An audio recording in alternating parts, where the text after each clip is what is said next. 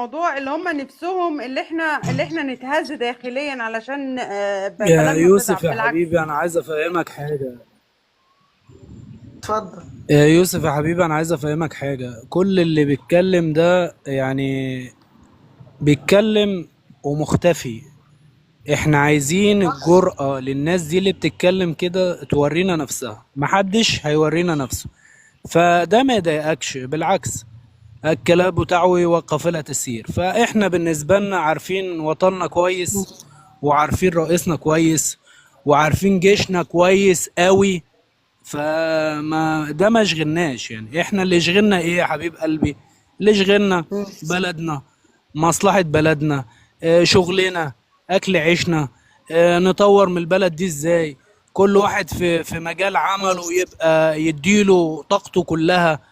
وانتوا طبعا شباب زي الورد. انتوا عندكم يعني تروس شغالة. يعني المفروض الله يحفظك احنا الله. كده كده احنا ابهرنا العالم بالانجازات اللي بتحصل. وطبعا احنا مش الحمد لله. عايزيننا نوصل للمرحلة دي. فلا احنا بنقول لهم لا، احنا معانا شباب بياكلوا الزلط وما بيفرقش معاهم حاجة، وهنشتغل غصب عن انف اي حد، وهنجتهد ونوصل للي احنا عايزينه برئيسنا المحترم اللي هو قائد البلد، واحنا عارفين ان هو دايرها ازاي. فما فيش كلام يعني. بس انا بشكر ايوه. وبحيي يوسف فعلا. مش انا قلت لكم يا جماعه الشراقوه محدش يقدر عليهم.